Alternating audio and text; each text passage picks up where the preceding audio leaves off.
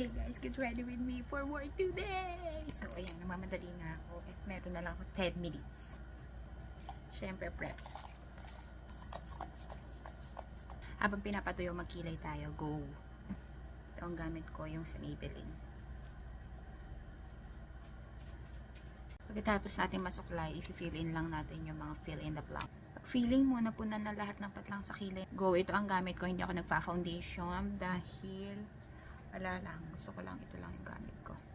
Ayan, dito, konti. Ayan. Ayoko masyado heavy makeup kasi hindi ko na kailangan mag-explain. Basta gusto ko ganito lang. Hindi na kayo magtatanong-tanong dyan. Wait lang. I-blendability ko lang to, so wait. Pagkatapos ko na-blendability yung aking concealer and everything, gamit ako nito from BLK. Set ko lang konti. Hindi ako professional ha. Ito lang yung alam kong nag-work sa mukha ko. So, kung ano nag-work sa inyo yung gawin nyo. Huwag kayo patikta sa ibang tao. Ganun!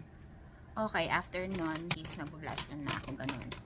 From Maybelline to, matagal na to guys. Lipstick to, pero ginagamit ko rin siya sa cheek kasi bongga-bongga. Nagmamadali lang ako kasi malilit na ang ante nyo at may pakiramdam akong matatay pa to.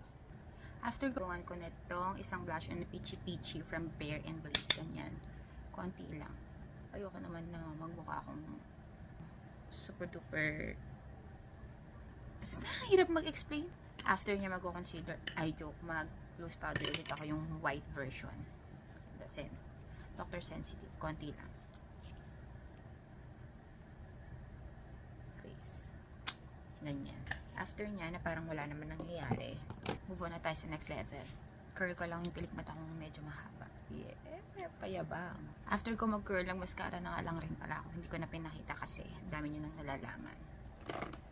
After nga ng lahat, is blush on ulit ako. Ang pinaka-finishing touch ko is itong NARS ko. Favorite ko to.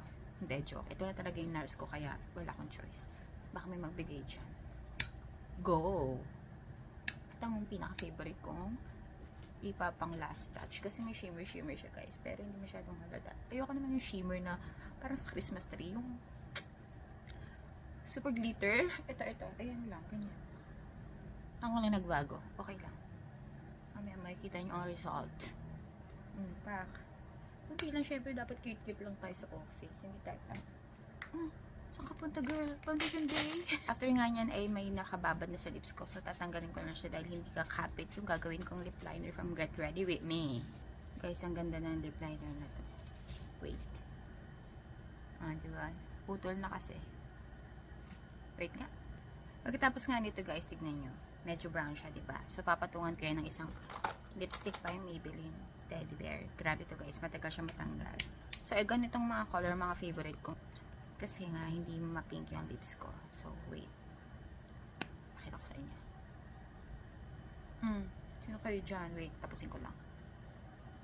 Oh, ayan na. Diba? Parang natural lang. Ganda na lips. Favorite ko. Pero ang ganda ng combination, diba? Parang hindi halata ang dark yung lips ko. So, wait. Spray na tayo ng ating tawag dito. Setting spray. Ayan, para hanggang hapon man lang siya ay umabot. So, yun lang guys. Pasok na ako. Bye!